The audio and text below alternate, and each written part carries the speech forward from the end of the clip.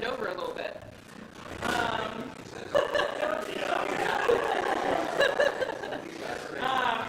why don't we all come forward? All right, ladies in front. Ladies in front. Sarah, why don't you come over here? And how are you guys? Can you see your friends in the back? Okay. You can? I just want to see what you guys see. He will be here in a minute. Okay. They're in the building. He'll be here. They're in the building. Yes, we're in the building. The mayor is in the building. The mayor is in the building. Exciting time.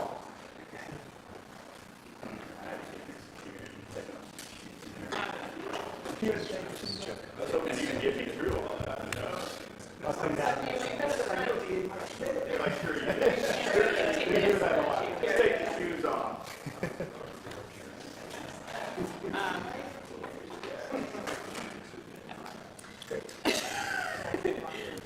I can introduce folks if you want. Do we all remember the order that we're speaking in for our speakers today? Good, because I do. It's going to be District Attorney Schmidt, Mayor Wheeler, Mayor Stovall, Chief LaBelle, Chief Goldberg, President Schmaus. But I will invite you guys up in the order we should cover.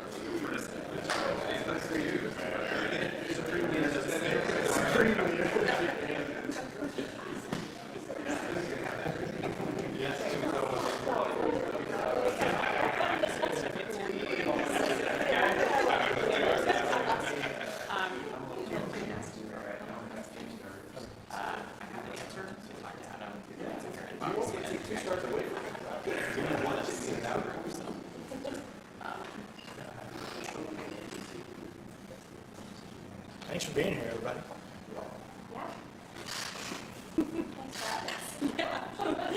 It's nice to do one of these in the courthouse.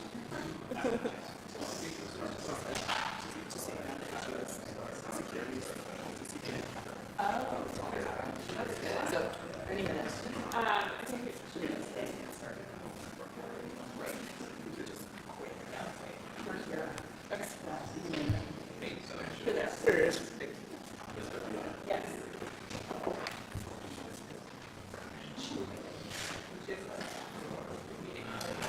Welcome, Mr. Mayor. Greetings, thank you. Sorry. No worries. We're like here. Yeah, that's fine. You're, actually, let me introduce folks. Okay, good afternoon. My name is Elizabeth Shepard, Communications Director to the Multnomah County District Attorney. All of you in your inboxes know who's speaking today. You have their titles, you have the names and spellings.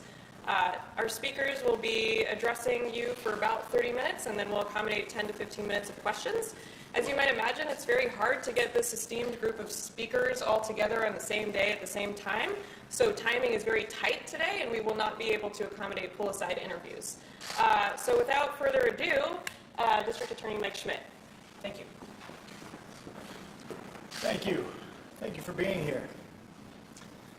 Over the last 2 years, our community has been largely defined by a strain on our public safety system. From emergency operators, police, prosecutors, the courts, the jails, and public defenders. These deficiencies aren't new, but they have been made visible as we continue to reckon with the global pandemic that's exacerbated these resources to the point of breakage. Just this weekend, members of my office in the Portland Police Bureau responded to 4 homicides, 3 of which were domestic violence related and 2 of which had multiple fatalities. Meanwhile, as trials are coming back online in the courthouse, we're confronting a public defense crisis where hundreds of cases have been dismissed by judges over my objection for lack of defense counsel. Our challenges are many and they're spread across the community, and I think they're felt by all of us. In my office specifically, for over the last decade of stagnant budgets have not kept up with our personnel costs until our county commission, and I'd like to thank specifically outgoing Chair Deborah Kafori, have answered the call for more prosecutors for the first time in years during the last 2 budget cycles, and we're grateful for that. Yet we're still far behind DA's offices in other major metropolitan areas like Denver and Milwaukee and San Francisco that have twice the many of prosecutors that we have here in Multnomah County. However, there's a lesser told story. Over the last 2 years, it's been a story of resilience and collaboration. And behind me today, my chief deputy district attorneys and law enforcement from across this community who stand here working together, shoulder to shoulder, on the challenges that we face. The Multnomah County Sheriff's Office couldn't be here with us today, but they also support this message. I meet with the sheriff and the chiefs regularly on an ongoing basis to solve these challenges, respective of agencies, as we grapple with this surge in violent crime that our community faces and all the other challenges. And the relationships between our agencies go far beyond just those conversations. Collaboration's happening at every level.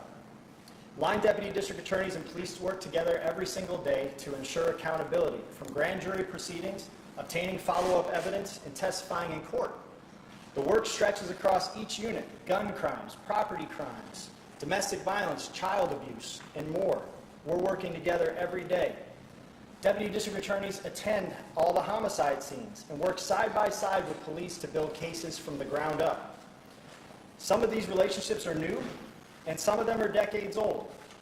And while we've had our differences in the past, our goal has always been the same, which is public safety. I've instructed my policy director to attend roll calls of the Portland Police Bureau to provide updates on policy and legislative rule changes in this ever-changing public safety atmosphere. Likewise, line deputy district attorneys from our property crimes unit and our drug unit are attending roll calls to further ensure collaboration and make sure that we're talking about existing cases. Our deputy DAs who handle gun crimes in my office continue to work closely with the FIT team and the Enhanced Community Safety team to apply a strategic prosecution approach to identifying those high-volume system users in our community. We've worked recently with the Gresham Police Department and the City of Gresham, as well as Portland Police and the City of Portland, in order to fund an additional access attorney in my office to serve the Rockwood neighborhood in response to an acute uptick in crime in that area. This new position will come online in the new year and join our other existing access attorneys who are already serving Old Town and the Hazelwood neighborhood, based on the frequency of violent crime in those communities. We've started a quarterly newsletter for our law enforcement partners with key updates from the office, as an additional way where we can call out and show our gratitude for the quality investigative work we see from the Sheriff's Office, Portland Police, Gresham Police, PSU, OHSU, and the Port of Portland. And today, I'm proud to put the full weight of my office behind the Portland Chiefs Police allocation of overtime pay to investigate open cases in order to bring suspects to my office for prosecution, which he will speak more about to you. But here's the message. Here's the bottom line. If you're a crime victim in our community, please report the harm that was caused to you, to your local police agencies. We're working together to make sure that folks are held accountable, but we need victims and witnesses to come forward and help us with the evidence we need for prosecution. Despite our challenges, there is hope in working together. And each speaker today and each of our respective staff knows how hard the last few years have been for too many in our community. And we stand before you, all of us in public safety in Multnomah County, committed to rowing together in the same direction towards better days ahead. So with that, I think Mayor Wheeler would like to come up. Thank you. Thank you, Appreciate it. Good afternoon. Thank you all for being here. And DA Schmidt, thank you very much for including me in this press conference this afternoon. I'm very proud to stand here with our public safety leadership and our public safety partners. Our community, I think everybody can agree, has endured unacceptable levels of violence and crime in recent years, which has pushed our public safety system from top to bottom to its full limit. Every day, my team and others hear from our neighbors about crime and how it impacts their day-to-day lives. We hear from the family whose car was stolen and how the family's livelihood is then jeopardized. We hear from people who are coping with the distress of having their homes invaded. We hear from the small businesses considering shutting down after their windows were shattered once again. We hear from the mothers the fathers, and the sisters and the brothers who've lost loved ones to needless gun violence. We hear about a perception of lawlessness in Portland. But I can assure you that everyone here today is committed to ending that perception and demonstrating that justice and accountability are not lost. We are determined to make Portland a safe and thriving place for all of us. All of the partners here today are working tirelessly to collaborate and to strengthen our public safety system. We have to work together in partnership to make progress in our city, and we all understand that, and we're here today to acknowledge that. Today's press event shows our unity in working together to addressing public safety crises in our city. I appreciate District Attorney Schmidt's update, and I echo his sentiments that it's imperative that we invest in more prosecutors to ensure that those who are arrested receive fair and just sentences. We must work to get more criminals off the streets and then work to keep them off the streets. PPB and I are proud to provide funding to help add the additional MCDA access attorney in Rockwood that DA Schmidt mentioned in his remarks. I also strongly support participation by the DA's office in police roll calls. These real-time conversations, along with the DA's newsletter, will further enhance our police officers' ability to be in lockstep with our prosecutors. Again, we have to work together, we must collaborate, and these are steps that we're taking to move in that direction. On our end, Chief Lavelle and I are working diligently to restaff the Portland Police Bureau, and that work is yielding strong results. By the end of the year, the Portland Police Bureau will see triple-digit hiring numbers for both sworn and non-sworn Bureau staff. This is the first time in years that we have more recruits joining the Police Bureau than leaving. This is a huge testament to your work, Chief Lavelle. We're going to keep this momentum moving forward, and you will have my complete support in those efforts. We're continuing to work with our government partners to support efforts to clear a backlog of state training academies so that these new officers can get to work and get to work as soon as possible. My team is also in frequent contact with partners at the county to collaborate on solutions to a wide range of public safety issues.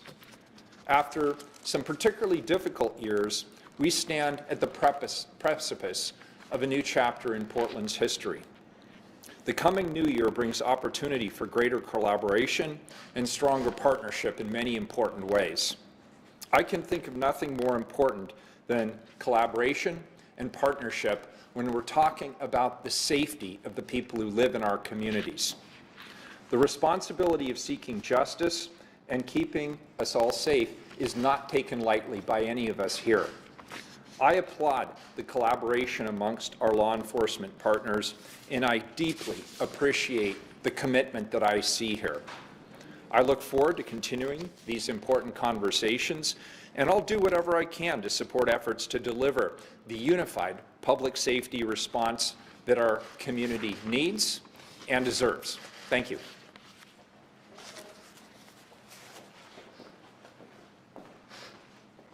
I'll join the chorus today of showing appreciation and thanking all of you for being here this afternoon. Greatly, greatly appreciated. This is a very important topic that we're dealing with because many times we hear things like shooting in Gresham leaves behind 2 injured.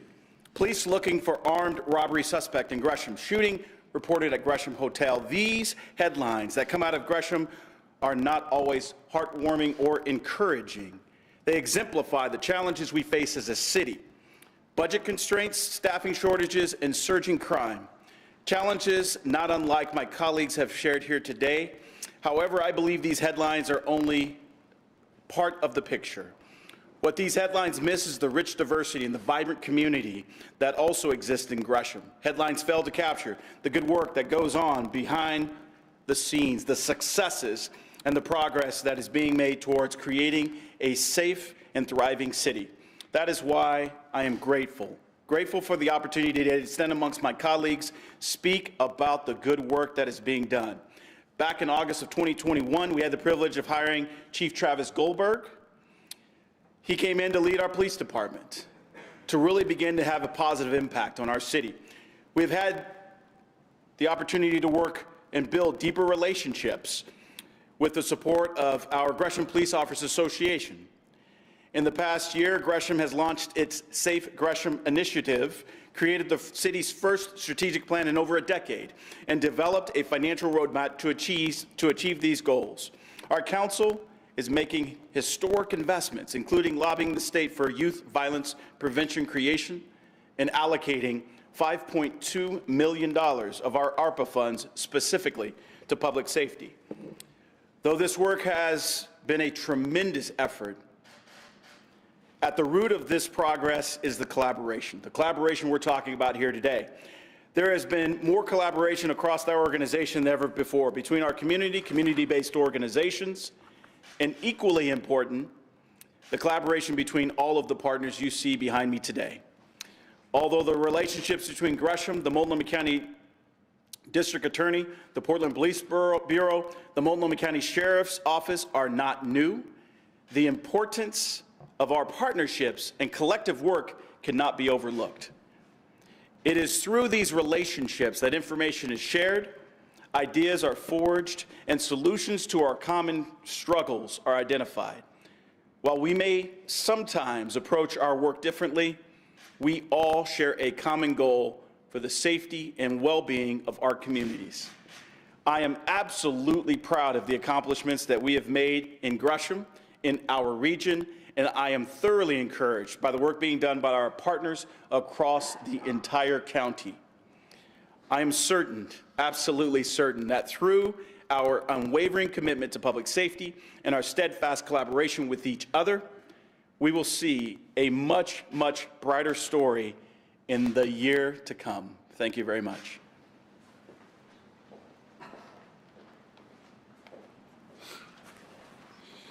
Good afternoon. Thank you all for being here today as well. I'll echo a lot of what you've heard already. I do want to thank District Attorney Schmidt for putting together this news conference, and I also want to thank Mayor Wheeler and Mayor Stovall for their comments as well. The violent incidents that occurred over the past several days are deeply concerning and painful to our community. My heart goes out to the victims' loved ones. I also know our homicide detectives, our criminalists, and the officers that respond to these scenes have been impacted.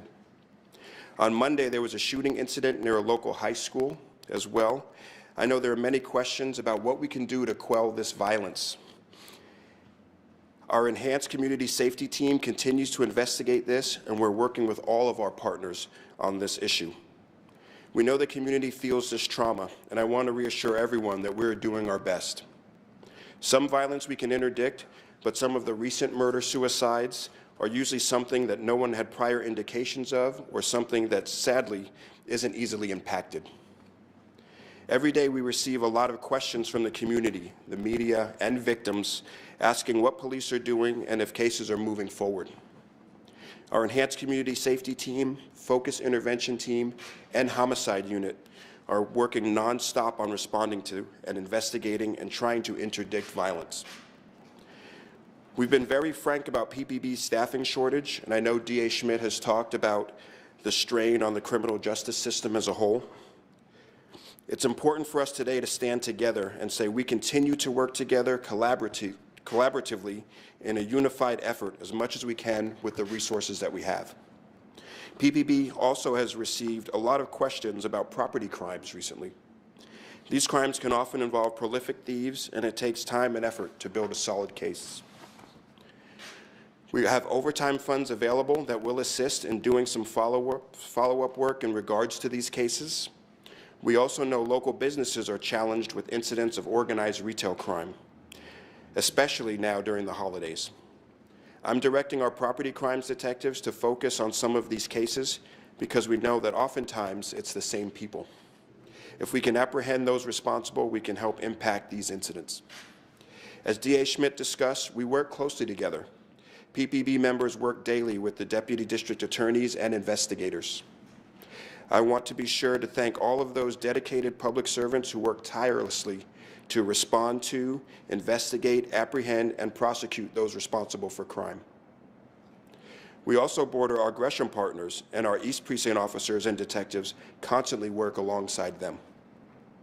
Our justice system is stretched right now, and we all are facing some pivotal times in our city.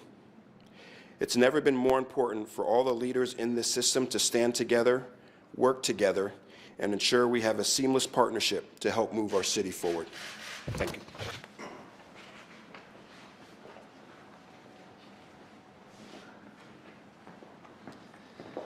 Good afternoon, Gresham Police Chief Travis Goldberg, and I again want to echo the thanks for you all being here today and sharing this moment with us.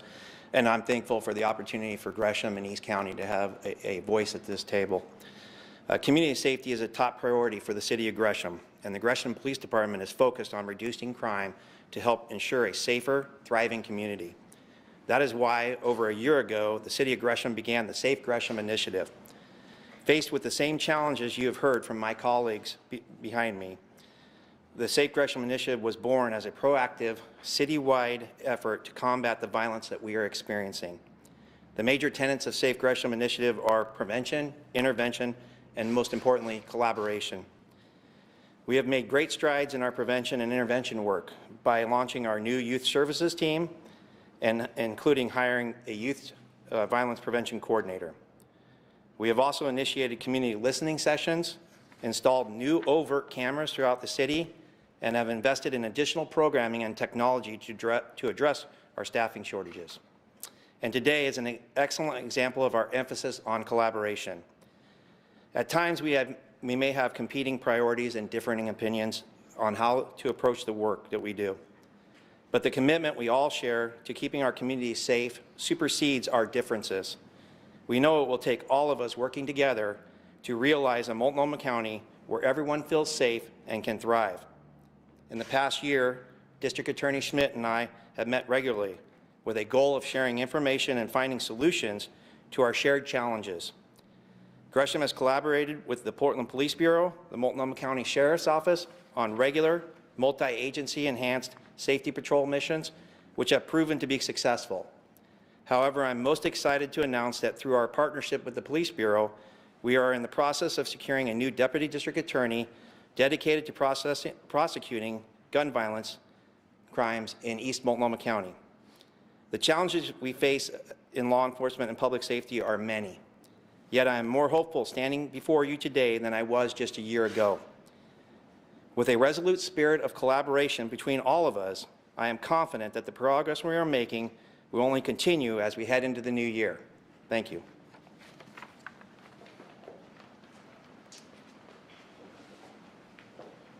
Thank you. I'm appreciative of the opportunity to stand before you as a representative of the brave men and women who stand the gap every day.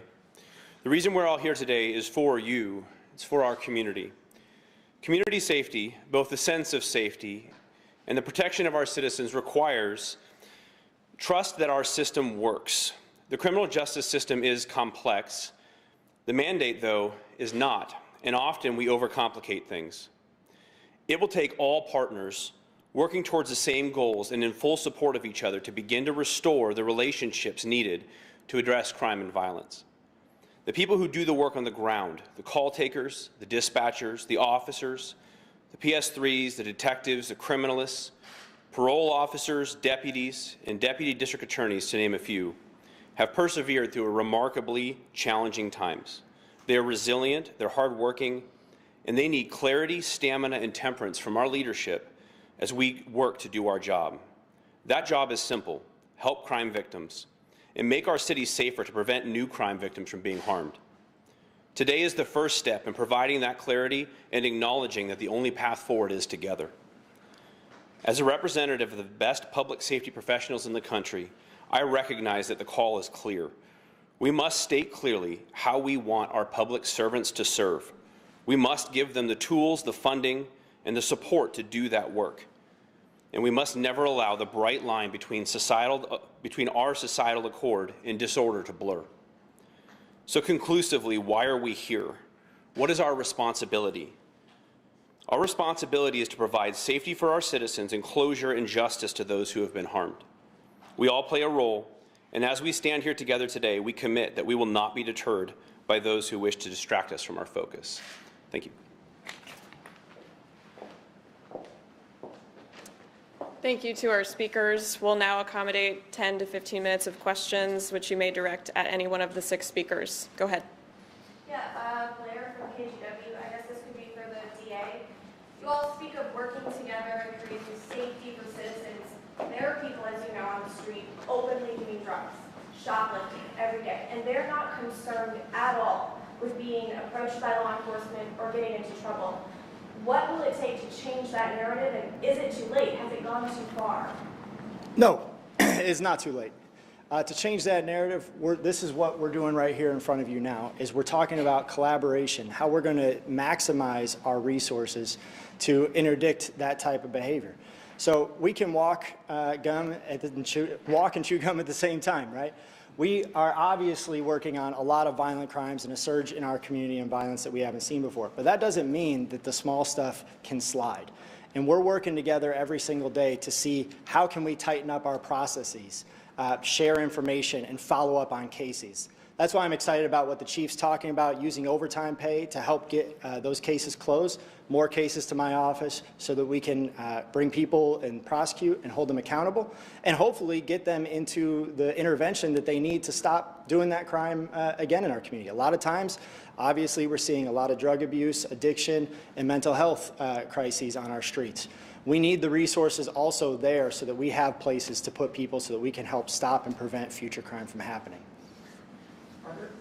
Eric Mock, KT News. Are there any new initiatives that you are announcing here with this press event? You know, a couple things I think that you probably heard is, one, that we are getting the funding from the 2 cities jointly to add a prosecutor into the Rockwood neighborhood is a really big deal for our office. That's an area that's been hit really hard by gun violence, and we've seen across the country when prosecutors are in the community, they see gun violence go down in those places when they're working hand in hand with law enforcement. That's a really big deal for us. Obviously, the chief's talked a little bit about his budget, and you've heard both mayors talk about initiatives in their city about how we're working together and the different things that they're funding. I think the big message, though, is one that, you know, I talk to grand jurors every single month as they go through the process. And one of the things that they say to me at the end of serving on a grand jury for 30 days is, wow, we had no idea how closely you work with the police officers and what a high quality work is being done. And I've had people talk about, you know, I didn't necessarily think, I felt a good way about the police a lot of times, but hearing the people come in and hearing the cases and the quality and the intention put into it and seeing your offices collaborate, why don't we know about that? Why is that not the story we hear about? And so part of it is to announce some of the initiatives that we've got going on, but also to get that message out that we're collaborating and we're looking at other ways to strengthen our relationships. How is the collaboration impacting what's happening on the streets? Because we've had a record year of homicides this year. So why are we hearing about this as the first step in collaboration after record violence and shootings? It's a tragic number, obviously. Our community has been rocked by the increase in violent crimes. The collaboration isn't new. It's, I think, a part of the story that has been really kind of missing. And like I say, when I talk to folks, they feel like there's not collaboration there, and there is. But we're also learning and thinking about ways that we can even enhance it more. So with the FIT team, and the community safety team, you know, we're going on ride-alongs. I just had 5 prosecutors attend the Citizens Academy with PPB over the last weekend. So, you know, the pandemic, I think, has done a lot of things. One of them is that we just hadn't seen the interaction between deputy district attorneys and police officers walking the halls of the prosecutor's office. New relationships need to be formed. So we are looking about ways, how are we getting out at roll calls? How are we interacting with each other, making ourselves available? So collaboration has always existed, but we're looking at every way we can right now to strengthen it and hopefully interdict some of the violence that we're seeing. Just a follow-up, you mentioned the strategic prosecution approach. Can you expand on what that is? Yeah, absolutely. So the strategic prosecution approach, we have a unit, it's called our strategic prosecution unit. They're using data and working with crime analysts. And the whole idea there is that there are a very small number of people in our community that are generating a very high volume of crime. And if we can focus our attention and resources on those individuals and interdict that behavior, we can make an outsized impact on the crime that our streets are experiencing. So that's the strategic prosecution model. You focused your previous campaign on criminal justice reform, and now you're appearing alongside the police union for the first time, emphasizing public safety. Why is this messaging coming now? Well, those two things aren't mutually exclusive, reform and safety. In fact, I think that those two things are absolutely intricately necessary side by side. I think in the kind of a lot of narrative you hear in the political narrative is you have to have one or the other. You can only have reform or you can have safety, and you must choose. And everybody here behind me today is committed to the idea that no, those two things are intricately linked. But we need to get that message out to our community. Like doing reform, looking at how we interdict behavior, using strategic prosecution, getting people connected to resources and treatment and mental health. Those are things that make our community more safe and also coincide with the ideas of ending mass incarceration and looking at disparity in our system. They're not mutually exclusive. They're actually one and the same, but that message is being convoluted. Several of you mentioned the increase of PPP overtime helping this action. And I'm curious, I know earlier this year the DA's office helped fund overtime for PPP. Where is the funding coming from in this? Is it from the city or from the DA's office, or where is that? How is it overtime being funded? It's not my office. I'll give it to the chief. Yeah, so that money is in the police budget for overtime. We have some instances where officers go on calls for service. Maybe it's a theft, and then they go to another call for service. And there's some of those cases that with a little bit of follow-up, collecting video, trying to hunt down witnesses and things of that nature, could probably be taken to the point where they can now get submitted for prosecution. So we want to start using that money to focus on some of this organized retail crime and even some other crimes that officers with a little bit of follow-up can really bring to the next level and hopefully hold some people accountable. And that's the focus. So the overtime budget is already included in the city's budget? Yes, it's in the police bureau's budget. Okay. It's not additional. Yeah. Then I have a question for Mike Schmidt as well. So I apologize for bringing up a specific case because I know it can be difficult on the spot, but I feel like at least we'll make this conversation somewhat tangible, considering we're talking about collaboration. So Joseph Ibrahim is somebody who has been in the news recently. I was in court with him last Friday, but just bringing up his feet, he assaulted a woman, hit her behind the head, knocked her to the ground at 9 in the morning while she was walking home from the max. All of that's caught on camera. There's video of it. And then he was immediately released, at his arraignment. And then days later, he ends up doing like home invasion, bashing a family's window in while they were all sitting in their living room having dinner. So with that, bail's only set at $250. He was released in that first case. Already acting out like days later. These victims told me that they don't feel like their case is being taken seriously, and they are concerned for their safety.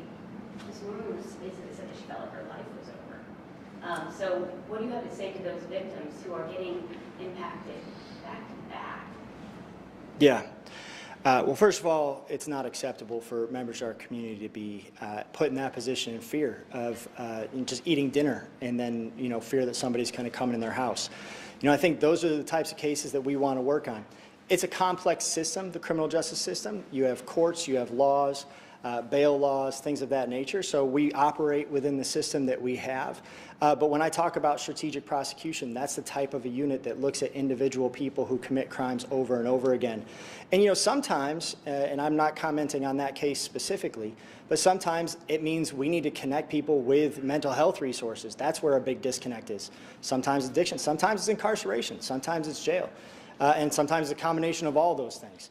So I think, it's a complex system. We take all those cases incredibly seriously. I'm a family man. I live in this community. That's not acceptable. So we want to make sure that we're doing what we can, but we operate within the constraints of the system we have, but we take those cases extremely seriously. It just seems a little bit strange because she's assaulted, right? And you say you take it seriously and he gets released. You say you want to get that person mental health help. However, that person didn't get mental health help. They just got dropped off on the street, maybe at, park nearby, what have you, and ends up hurting a family just 3 blocks away from where the initial victim lived. So it's all happening, you know, really in proximity to each other. So that's just something that it just doesn't seem like it fully makes sense that you feel like you're taking it really seriously. Yeah, you know, I mean, again, complex system, different agencies have different roles and different tasks. But that's why we're all here working together, because I think that's exactly what we want to address and make sure that people, to the best of our ability, aren't falling through those cracks. Can I ask a question for the chief and the mayor regarding what's being done to safeguard kids at school in the wake of the shooting outside Cleveland and 2 prior shootings at Jeff? I'll start. I want to speak generally to that, and then I want to bring the chief up. First of all, there are discussions taking place between PPB and the school districts, and we are working with the school districts on a solution. You'll recall that we had the school resource officers, and interestingly enough, Chief Lavelle served for many years as a school resource officer. In 2000, we were asked by the school districts, or some of the school districts, to pull those officers back. At the time, I thought that would be a mistake. Those school districts are reevaluating their own public safety needs, and they are working with the Portland Police Bureau, and we'll collaborate however the school districts will have us collaborate to address criminality in the schools. If there's one place in this community that people should feel safe above all else, it's the kids in our schools, and they clearly don't, and they're clearly exposed to criminal violence, and we have an obligation to work together to do something about it. So do you see officers going back to the school? I'll let the chief address that because he's been in the day-to-day negotiations, but I can say that there will be a closer collaboration between the Portland Police Bureau and the school districts. That would certainly be my preference, but I'll let the guy who's sitting at the table have his say. Well, as you know, and many of you know, I was a school resource officer for several years. And we've had 2 schools that have experienced shooting incidents this school year. It's very near and dear to my heart to keep our kids safe in the school setting. I have had some discussions with PPS around what we could do to keep children safe in the short term, but there are also probably longer term conversations that we've just started around what a return to schools might look like.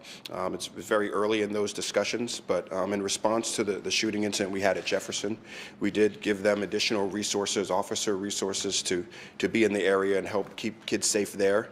The most recent incident, I reached out to PPS directly after that incident. I reached out to the principal yesterday. So definitely we are very mindful of the need to keep our kids safe in the school setting, and we're excited to have any discussions that might potentially lead to a return of officers in schools. Are there currently any officers in schools right now? I think I saw somewhere that might be in Jefferson. We had an officer who's spending time at Jefferson in between the Thanksgiving break and Christmas break, just to be responsive to some security needs that they had there. But that's not essentially a return of that program. That's something that'll require some discussion and figuring out what that would look like to make sure everyone is, one, safe, but also comfortable with how that looks upon a possible return. But we have been, with the resources we have, really responsive to the school district, I feel, because it's important to me to keep the children safe, as it is to the mayor and others here too. Does the Bureau have the staffing to return to officers back in the school? You know, today our staffing is challenged, as you know. It's one of those things. You have to find a way. I couldn't stand up here and say, hey, we can't keep our kids safe because we don't have this or that. I mean, there's a lot of things in this role you have to respond to that you may not have a way to do it right now today, but you figure out how you can partner with others, how you can work around certain challenges and do what needs to be done because it's too important to have it go undone. Question for you and for DA Schmidt, because we hear sometimes from the DA's office that fewer cases are being referred by police officers to the DA. And then sometimes we hear from PPB that, hey, we're doing the arrests, we're making this happen, and then they're being let out and not prosecuted. are there tensions there between how that's working, or how are you able to resolve some of those issues between the DA's office and Department of Police? Yeah, and from our standpoint, the decision on what gets prosecuted has always been the DA's office decision. There are, I'm sure, some times where things are submitted and they don't get prosecuted, and it's potentially frustrating for officers, but that's always been the relationship. We bring cases, they decide which ones get prosecuted and which ones don't. But we do work closely on those cases too. Sometimes it's an issue of additional follow-up. Sometimes it's an issue of additional work or things of that nature, and we come back and try to readdress those as well. So, I think the big takeaway from today is we work together every day, and a lot of times, the chief gets a lot of attention or the DA gets a lot of attention, but our people every day are working on cases together, day and night, to just a tireless effort that I don't think really gets talked about. So I think, that's really the important part from my standpoint. Why are we talking about this now? Was there an incident, or why are you reassuring everybody that the agencies are working together? Why now? Yeah, I think for me it's important to just send that message. I think that message is lost sometimes, especially during the pandemic. There's been very few instances where you've seen all of the metro or the county area law enforcement together standing at a podium talking about crime. I can think of maybe 1 or 2 times at City Hall it's happened in the last 2.5 years.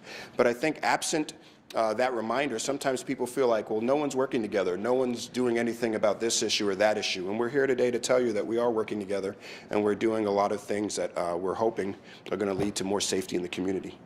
So I have a question slightly different than theirs. I don't know if you have the numbers, but do you know where you are, like how many people are in training? Because the mayor did mention that you had some significant amount of hires for PPD. Yeah, we're doing really well on the hiring front. I don't know how many are in training per se, but it's a large number. We're going to hire another 14 people this week, and we're going to recognize some folks that we had hired last month as well. And we're bringing on some not only sworn personnel, but some of our non-sworn professional staff as well. So we're probably, I think, this hiring we're going to do this week will push us up over 800 for the first time in a long time too, which is an important milestone. And now the challenge is really getting people into academies and getting them to where they can get out, hit the streets, and start their field training. Another thing is, I know that beat work is oftentimes the best work, and I know that the mayor's helped you guys, focus on a graffiti team, right? And is that something that you guys are going to focus on, creating beats for officers, so that way they can do that more of that community policing that you guys want to talk about? Yeah, potentially. We look to really respond to things that are happening in the community. So whether it's stolen cars, organized retail crime, there's some good coverage about some of the missions we've been doing out at East Precinct. We've been doing missions even downtown at Pioneer Square around organized retail crime. We've responded to different things that have come up, places selling illegal narcotics and things of that nature. So we try to be responsive when things come up. Sometimes it's walking beats, sometimes it's missions. Whatever it is, our staffing really keeps us from being able to have a concerted long-term effort. So I think as our staffing grows and we continue to have success in hiring and get people out on the street, we'll look to do more of that. Community policing is near and dear to my heart. I wish we had, the ability to have walking beats and all sorts of different things in the communities and neighborhoods, and being really connected to neighborhoods in a way that, we probably haven't been in several years because of either the pandemic or the fact that we're really just so busy and challenged staffing-wise. I have a quick question for the mayor. How will this collaboration impact your plans to tackle homelessness? What is it that you need from law enforcement, criminal justice system to do that plan?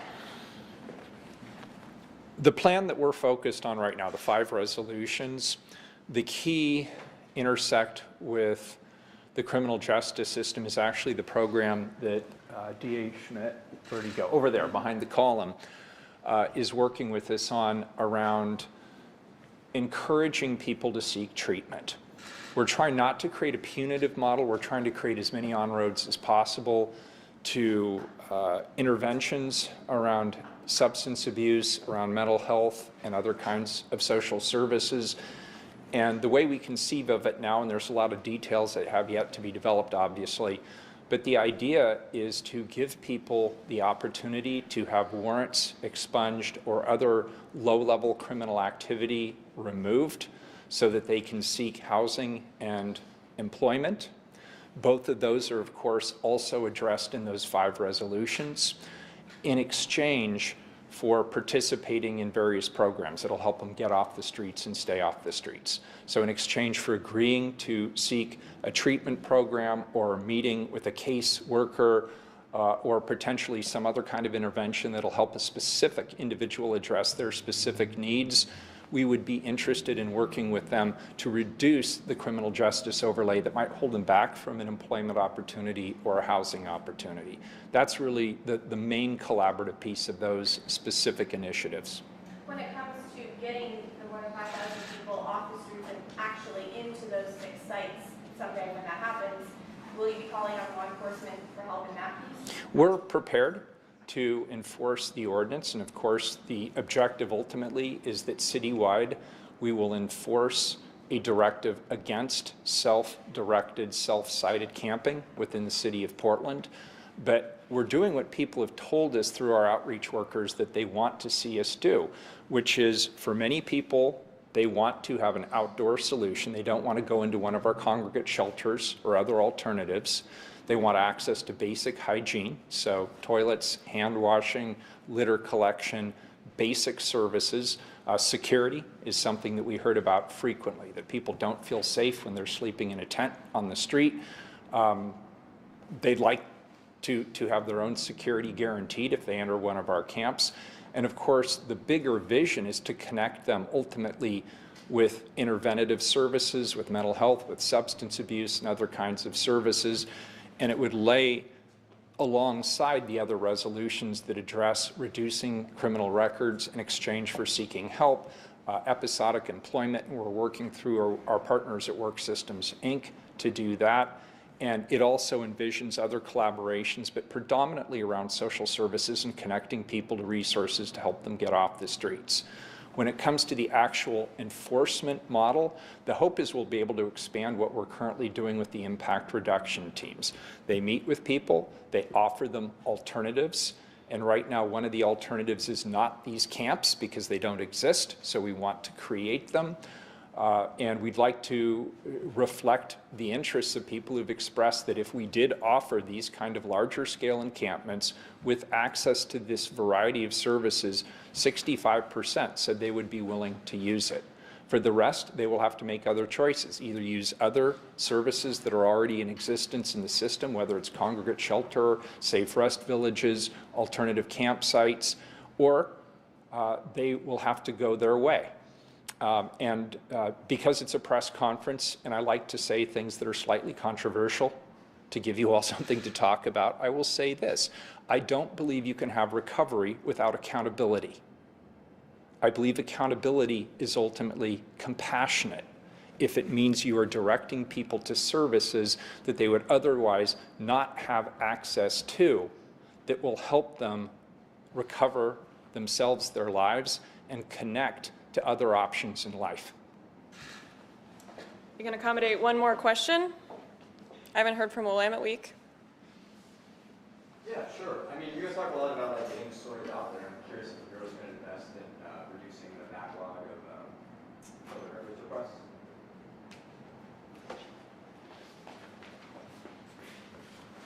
The short answer is yes. We're actually hiring more public records folks and records clerks in general at the Police Bureau, and we're hoping to be actually at our staffing limit in our records division by early next year. And I think that will really help with the backlog. We've also invested, worked with the City Attorney's Office to try to get some of this backlog cleared with some resources that they're going to help provide as well. So that's important to us. It's not just having the people, but there's also a training piece too. You have to get people trained in order to be able to do the redactions and some of the stuff that has to be done around it. Can we just really quickly address, because a lot of people we talk to police practice say there's this reputation that people can get away as long as it's not that serious of a crime, you know, like vandalism, shoplifting, that no one's going to be accountable for that. Can you, and like DA Schmidt as well, kind of, how are these initiatives going to address that reputation that Portland has? You know, I think for us, Our job's always been to be out there, respond to calls. If people are there to be apprehended, we'll apprehend them. We'll write reports. We'll submit them to the DA's office for prosecution. We'll take people to jail when that's the appropriate response. We'll do investigations to find out who was the perpetrator of these crimes. So our role has always been that front end, trying to find people, hold them accountable with the appropriate systems. And then, what happens after that is really not in our control. Our job is to really focus on doing our piece of the puzzle as well as possible with our partners. I don't know if DA wants to add anything to that. I'll just finish on that, which is, once the chief does his work and the officers on the street do their work, they gather the evidence, they get it to our office, and we prosecute those cases. When we have the evidence we need to move forward, then we're moving forward on the cases. We've talked about some of the challenges. Obviously, cases being dismissed for lack of defense attorneys is a big challenge that we face today, and that has slowed down some of our ability to hold people accountable on some of those types of cases, misdemeanors and property crime felonies. But we are still ready and able to bring those cases when we have the evidence that we need. Adjourned. Thank you. How about